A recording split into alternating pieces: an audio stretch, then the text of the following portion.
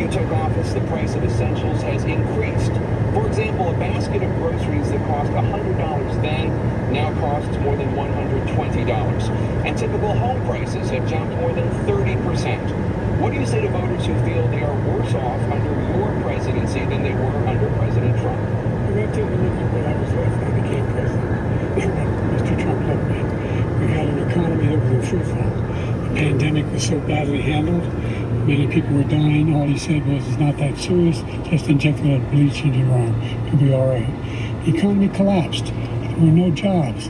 Unemployment rate rose to 15%. It was terrible. And so what we had to do is try to put things back together again. And that's exactly what we began to do. We created 15,000 new jobs, and we brought out a position where we have 800,000 new manufacturing jobs, but there's more to be done. There's more to be done. Working class people are still in trouble.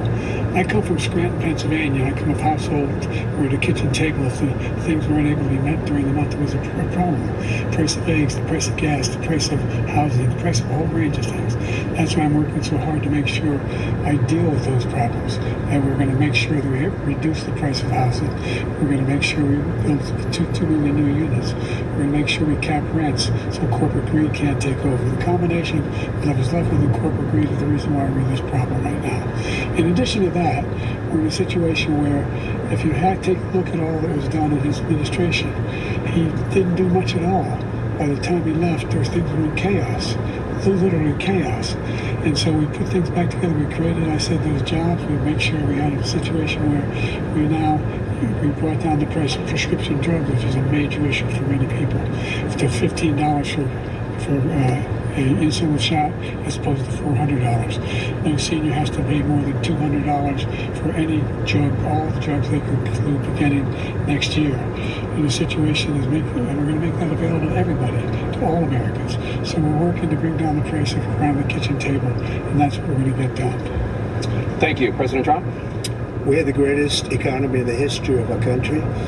We have never done so well. Everybody was amazed by it. Other countries were copying us. We got hit with COVID, and when we did, we spent the money necessary so we wouldn't end up in a Great Depression, the likes of which we had in 1929. By the time we finished, so we did a great job. We got a lot of credit for the economy, a lot of credit for the military, and no wars, and so many other things. Everything was rocking good. But the thing we never got the credit for, and we should have, is getting us out of that COVID mess. He created mandates that was a disaster for our country. But other than that, we had given them back a country where the stock market actually was higher than pre-COVID, and nobody thought that was even possible. The only jobs he created are for illegal immigrants and bounce-back jobs, the bounce-back from the COVID. He has not done a good job. He's done a poor job, and inflation's killing our country. It is absolutely killing us. Thank you. President Biden? Well, look, the greatest economy in the world. He's the only one who thinks that, I think. I don't know anybody else who thinks that we have the greatest economy in the world. And, the fact of the matter is that we found ourselves in a situation where his economy, he rewarded the wealthy. He had the largest tax cut in American history, $2 trillion. He raised a deficit larger than any president has in any one term. He's the only president other than Herbert Hoover who's lost more jobs than he had when he began, since Herbert Hoover. The idea that he did something that was significant in the military, when he was president, they were still killing people in Afghanistan. He didn't do anything about that. When he was president, we were still finding ourselves in a position where you had a notion that we were this safe country. The truth is, I'm the only president this century that doesn't have this decade, that doesn't have any troops dying anywhere in the world like he did. President Trump, I want to follow up if I can. You want to respond to him? Well, I'm going to ask you a follow-up. You can do whatever you want with the minute that we give you. I want to follow up. You want to impose a 10% tariff on all goods coming into the U.S. How will you ensure that that doesn't drive prices even higher? It's not going to drive them higher. It's just going to cost countries that have been ripping us off for years, like China and many others, in all fairness to China.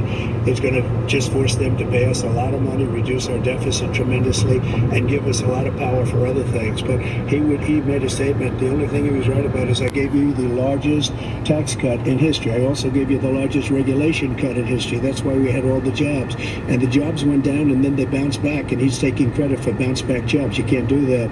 He also said He inherited 9% inflation. No, he inherited almost no inflation, and it stayed that way for 14 months. And then it blew up under his leadership because they spent money like a bunch of people that didn't know what they were doing, and they don't know what they were doing. It was the worst, probably the worst administration in history. There's never been. And as far as Afghanistan is concerned, I was getting out of Afghanistan, but we were getting out with dignity, with strength, with power. He got out. It was the most embarrassing day in the history of our country's life. President Trump, over the last 8 years, under both of your administrations, the national debt soared to record highs. And according to a new nonpartisan analysis, President Trump, your administration approved $8.4 trillion in new debt. Well, so far, President Biden, you've approved $4.3 trillion in new debt. So, former President Trump, many of the tax cuts that you signed into law are set to expire next year. You want to extend them and go even further, you say. With the U.S. facing trillion-dollar deficits and record debt, why should top earners and corporations pay even less in taxes than they do now? Because the tax cuts spurred the greatest economy that we've ever seen just prior to COVID. And even after COVID, it was so strong that we were able to get through COVID much better than just about any other country.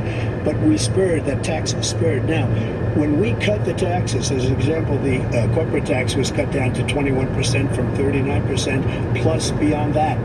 We took in more revenue with much less tax, and companies were bringing back trillions of dollars back into our country. The country was going like never before, and we were ready to start paying down debt. We were ready to start using the liquid gold right under our feet, the oil and gas right under our feet. We were going to have something that nobody else has had. We got hit with COVID. We did a lot to fix it. I gave him an unbelievable situation with all of the therapeutics and all of the things that we came up with. We gave him something great. Remember, more people died under his administration, even though we had largely fixed it. More people died under his administration than our administration, and we were right in the middle of it, something which a lot of people don't like to talk about. But he had far more people dying in his administration. He did the mandate, which is a disaster, mandating it. The vaccine went out. He did a mandate on the vaccine, which is the thing that people most objected to about the vaccine. And he did a very poor job, just a very poor job. And I will tell you, not only poor there, but throughout the entire world, we're no longer respected as a country. They don't respect our leadership. They don't respect the United States anymore.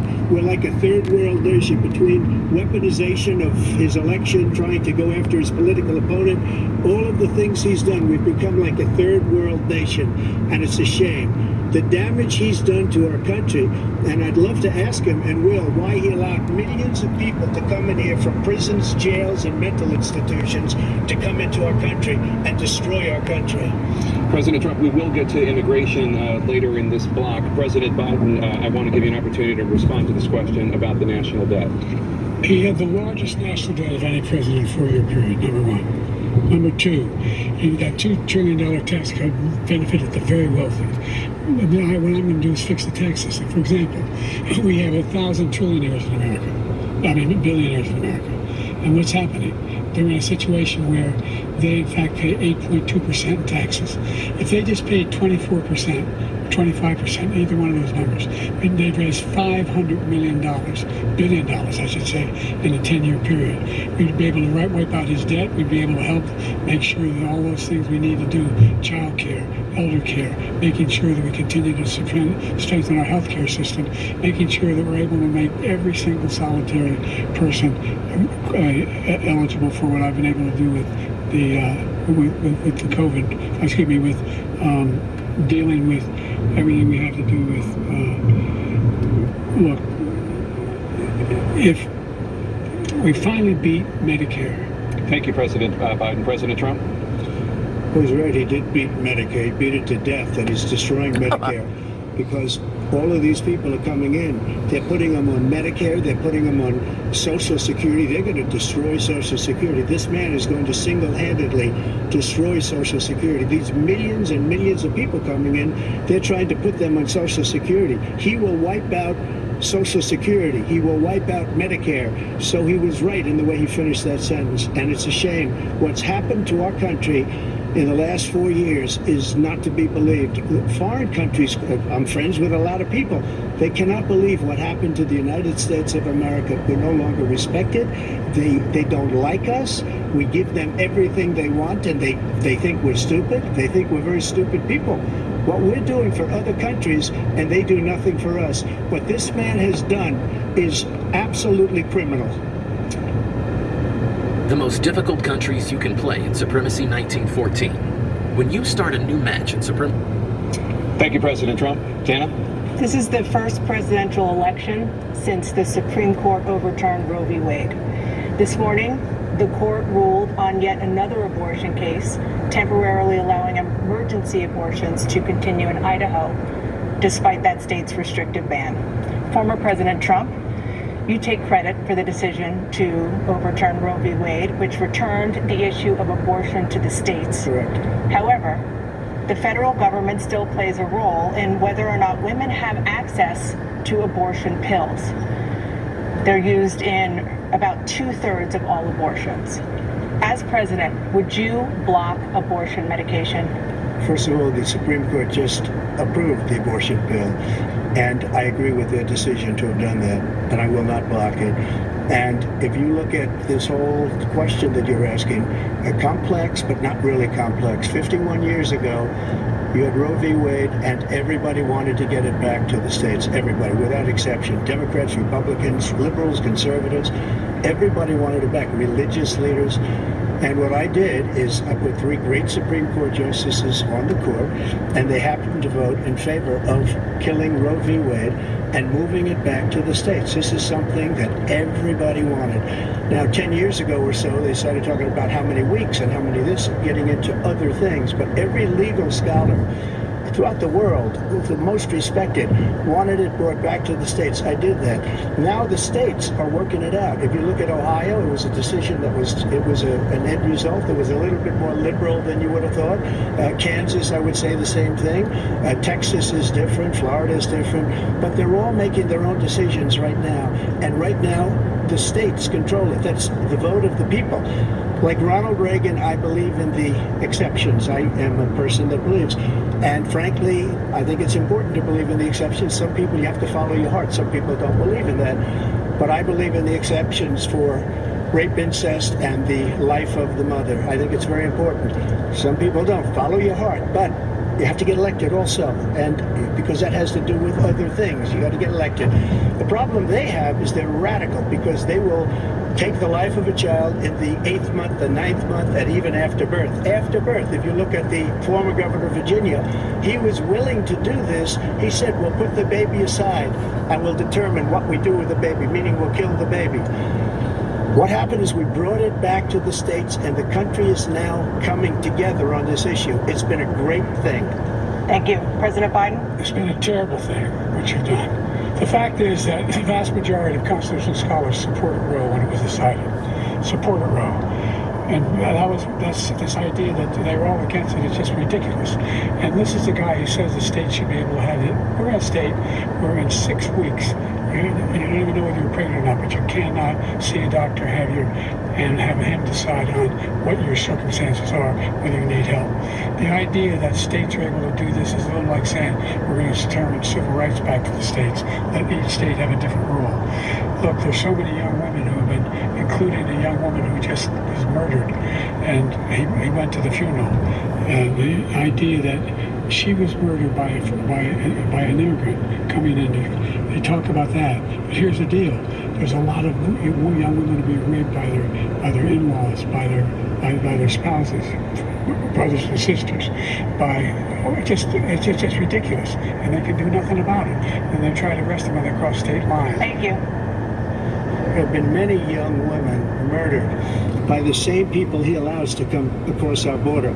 We have a border that's the most dangerous place anywhere in the world, considered the most dangerous place anywhere in the world.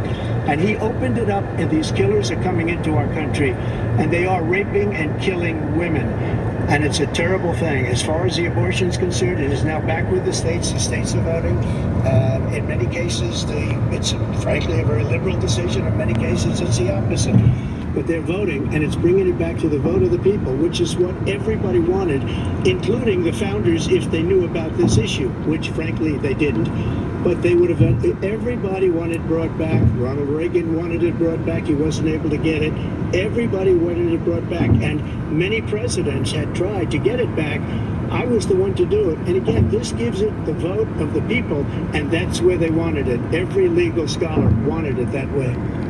Staying on the topic of abortion, President Biden, 7 states, I'll let you do that. This is the same topic. 7 states have no legal restrictions on how far into a pregnancy a woman can obtain an abortion. Do you support any legal limits on how late a woman should be able to terminate a pregnancy? I support Roe v. Wade, which had 3 trimesters. The first time is between the woman and the doctor. Second time is between the doctor and an extreme situation. The third time is between the doctor, between the woman and the state.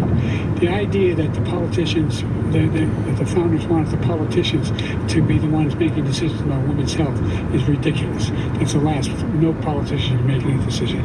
A doctor should be making those decisions. That's how it should be run. That's what you're going to do.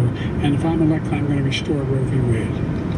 So that means he can take the life of the baby in the 9th month and even after birth, because some states, Democrat run, take it after birth. Again, the former governor of Virginia, put the baby down, then we decide what to do with it. So he's willing to, as we say, rip the baby out of the womb in the 9th month and kill the baby. Nobody wants that to happen, Democrat or Republican. Nobody wants it to happen. That is simply not true. The Roe v. Wade does not provide for that. That's not the circumstance. Only if a woman's life is in danger, she's going to die. That's the only circumstance in which that can happen. But we are not for late-term abortion, period. The Roe v. Wade, you have late-term abortion. You can do whatever you want, depending on the state. You can do whatever you want. We don't think that's a good thing. We think it's a radical thing. We think the Democrats are the radicals, not the Republicans. For 51 years, that was the law. 51 years, constitutional scholarship said it was the right way to go.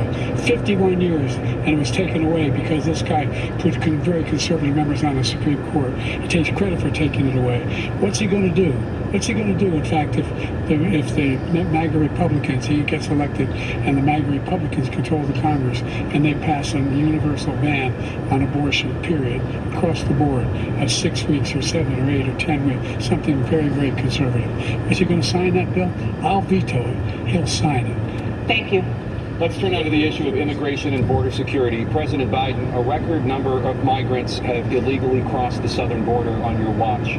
Overwhelming border states and overburdening cities such as New York and Chicago, and in some cases causing real safety and security concerns.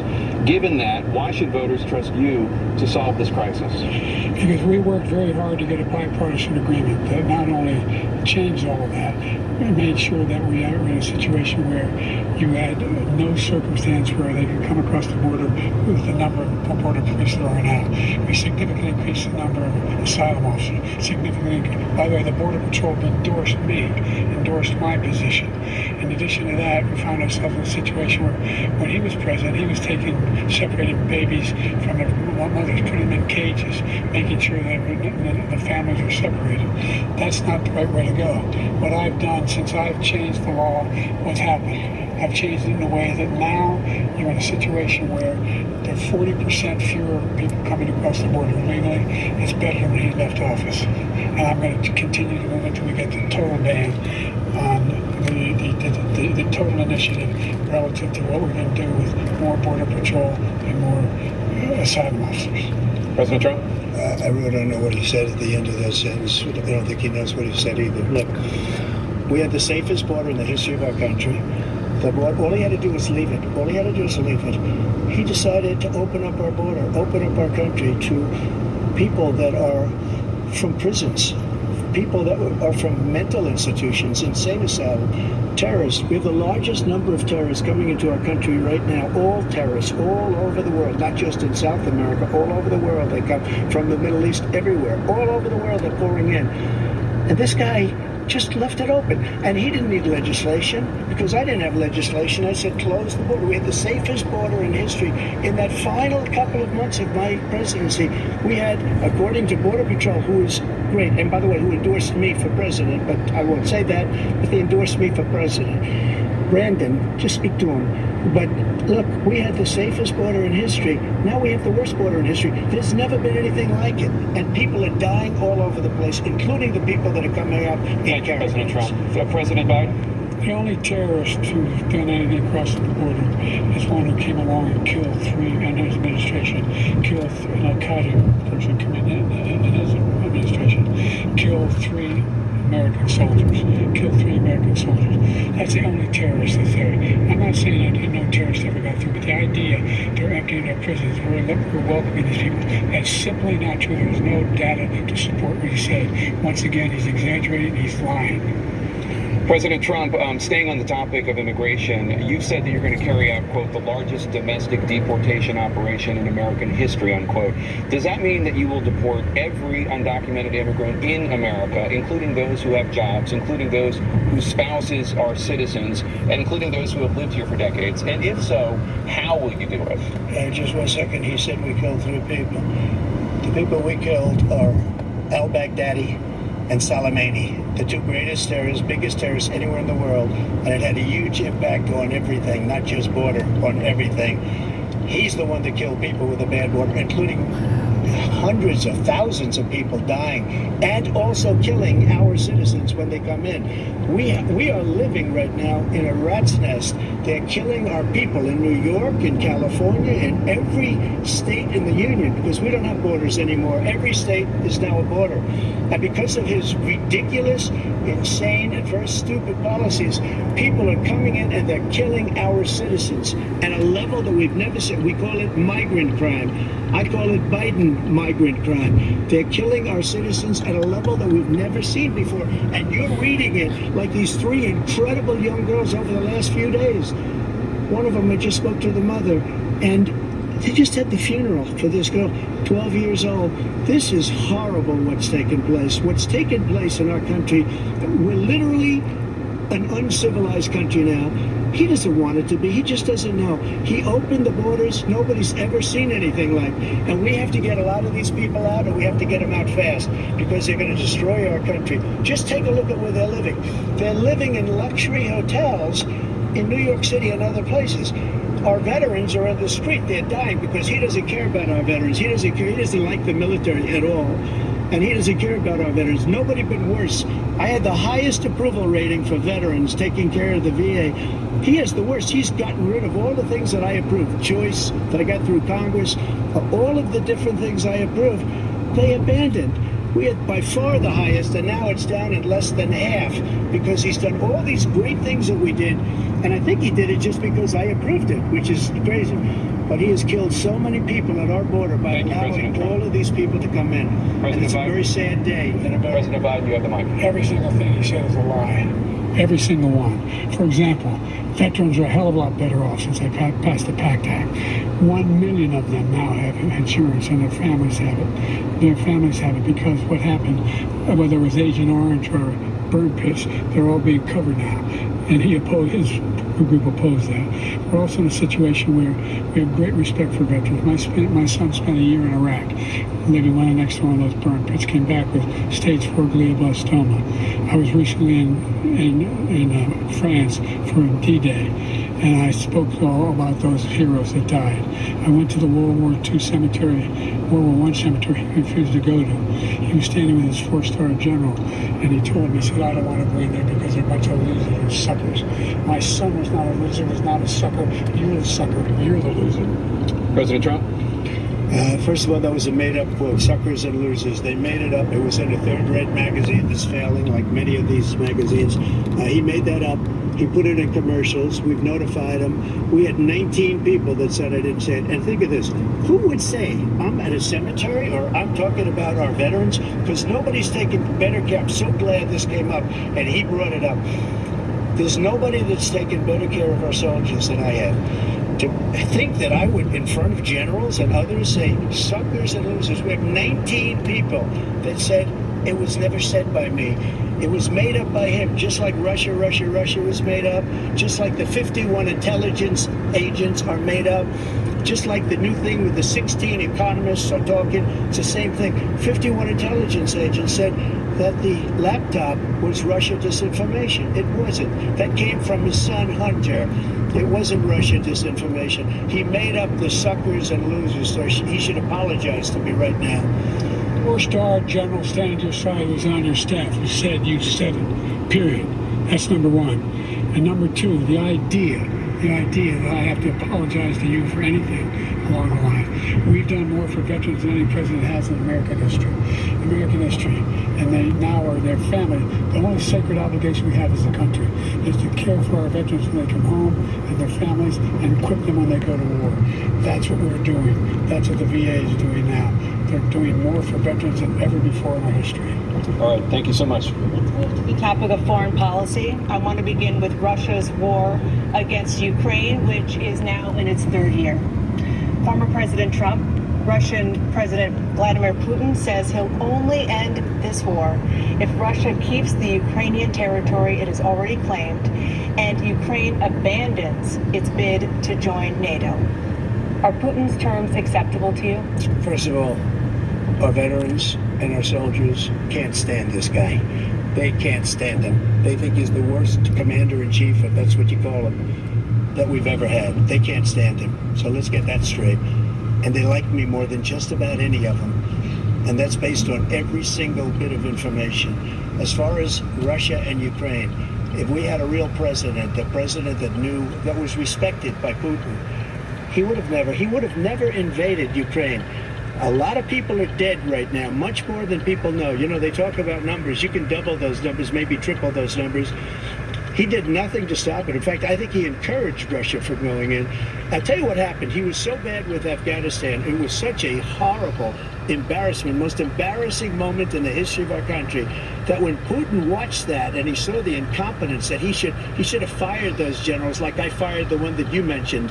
So he's got no love lost, but he should have fired those generals. No general got fired for the most embarrassing moment in the history of our country, Afghanistan, where we left billions of dollars of equipment behind. We lost 13 beautiful soldiers, and 38 soldiers were obliterated. And by the way, we left people behind too. We left American citizens behind. When Putin saw that, he said, you know what? I think we're going to go in and maybe take this was his dream. I talked to him about it, his dream. The difference is he never would have invaded Ukraine. Never. Just like Israel would have never been invaded in a million years by Hamas. You know why? Because Iran was broke with me. I wouldn't let anybody do business with them. They ran out of money. They were broke. They had no money for Hamas. They had no money for anything. No money for terror. That's why you had no terror at all during my administration. This place, the whole world is blowing up under him. President Biden? I've never heard so much malarkey in my whole life. Look, the fact of the matter is that we're in a situation where, let's take the last point first. Iran attacked American troops, caused brain damage for a number of these troops, and he did nothing about it. Recently, when he was president, they attacked. He said they're just having headaches. That's all it is. He didn't do a thing when the attack took place, number one. Number two, we got over 100,000 Americans and others out of Afghanistan during that airlift. Number three, we found ourselves in a situation where, if you take a look at what Trump did in Ukraine, this guy told Trump, do whatever you want and do whatever you want. And that's exactly what Trump did to Putin, encourage him, do whatever you want. And he went in. And listen to what he said when he went in. He was going to take Kyiv in 5 days, remember? Because it's part of the old Soviet Union. That's what he wanted to reestablish, Kyiv. And he, in fact, didn't do it at all. He wasn't able to get it done. And they've lost thousands and thousands of troops, 500,000 troops. President Trump, I if never come back said to you that. for 1 minute, I just want to go back to my original question, which is, are Putin's terms acceptable to you? Keeping the territory in Ukraine? No, they're not acceptable. But look, this is a war that never should have started. If we had a leader in this war, he led everybody along. He's given $200 billion now or more to Ukraine. He's given $200 billion. That's a lot of money. I don't think there's ever been anything like it. Every time that Zelensky comes to this country, he walks away with $60 billion. He's the greatest salesman ever. And I'm not knocking him. I'm not knocking anything. I'm only saying the money that we're spending on this war, and we shouldn't be spending, it should have never happened. I will have that war settled between Putin and Zelensky as president-elect before I take office on January 20th. I'll have that war settled. People being killed so needlessly, so stupidly, and I will get it settled, and I'll get it settled fast before I take office. President Biden, you have a minute. The fact is that Putin is a war criminal. He's killed thousands and thousands of people. And he has made one thing clear. He wants to reestablish what was part of the Soviet Empire, not just a piece. He wants all of Ukraine. That's what he wants. And then you think he'll stop there? Do you think he'll stop when if he takes Ukraine? What do you think happens to Poland? What do you think Belarus? What do you think happens to those NATO countries? And so if you want a war, you ought to find out what he's going to do, because if in fact he does what he says and walks away, by the way, all that money we give Ukraine are from weapons we make here in the United States. We give them the weapons, not the money at this point. And our NATO allies have produced as much funding for Ukraine as we have. That's why we're strong. Thank you. Moving on to the Middle East. In October, Hamas attacked Israel, killing more than 1,000 people and taking hundreds of hostages. Among those held and thought to still be alive are 5 Americans. Israel's response has killed thousands of Palestinians and created a humanitarian crisis in Gaza. President Biden, you've put forward a proposal to resolve this conflict, but so far Hamas has not released the remaining hostages, and Israel is continuing its military offensive in Gaza. So what additional leverage will you use to get Hamas and Israel to end the war? You have 2 minutes. Number one, everyone from the United Nations Security Council straight through to the G7 to the Israelis and Netanyahu himself have endorsed the plan I put forward. Which has 3 stages to it. The first stage is trade the hostages for a ceasefire. Second phase is a ceasefire with additional conditions. The third phase is the end of the war. The only one who wants the war to continue is Hamas. Number one, they're the only ones standing out. We're still pushing hard to get them to accept. In the meantime, what's happened? In Israel, we're trying to say the only thing I've denied Israel was 2,000-pound bombs. They don't work very well in populated areas. They kill a lot of innocent people. We're providing Israel with all the weapons they need and when they need them. And by the way, I'm the guy that organized the world against Iran when they had a full-blown intercontinental ballistic missile attack on Israel. No one was hurt.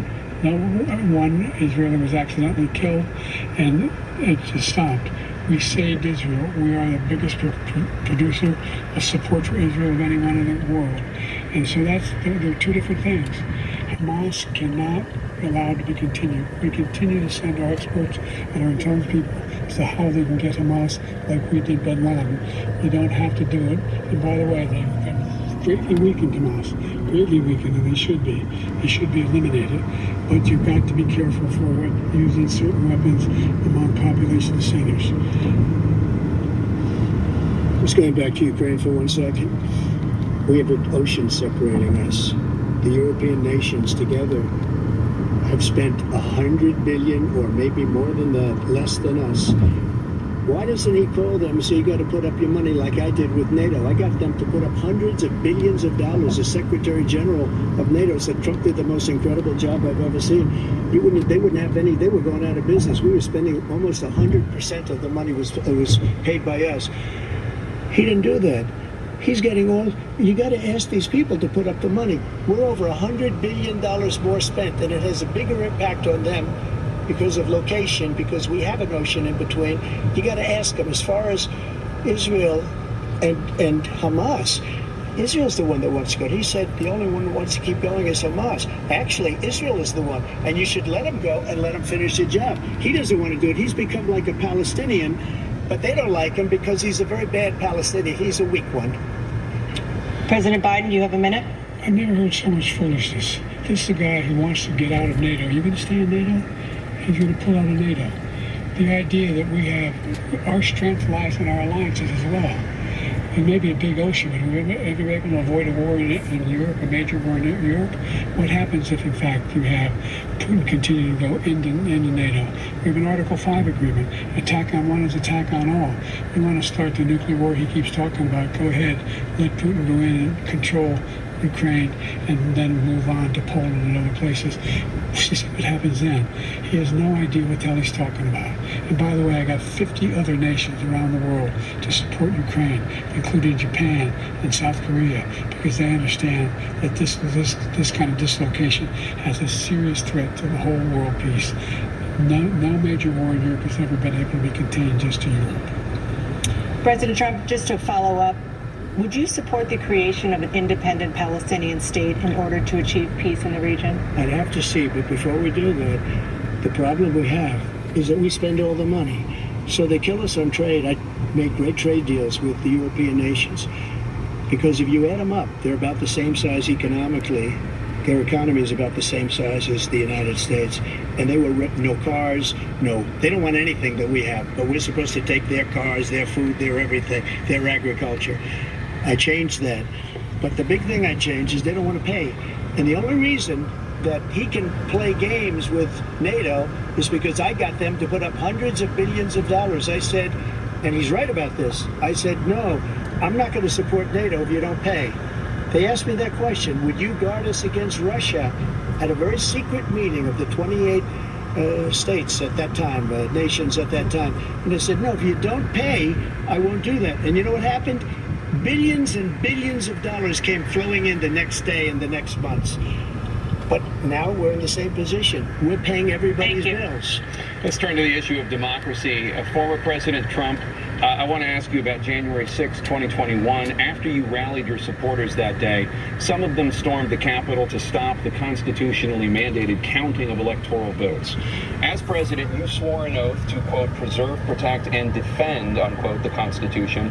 What do you say to voters who believe that you violated that oath through your actions and inaction on January 6th and worry that you'll do it again? Well, I don't think too many believe that. And let me tell you about January 6th. On January 6th, we had a great border.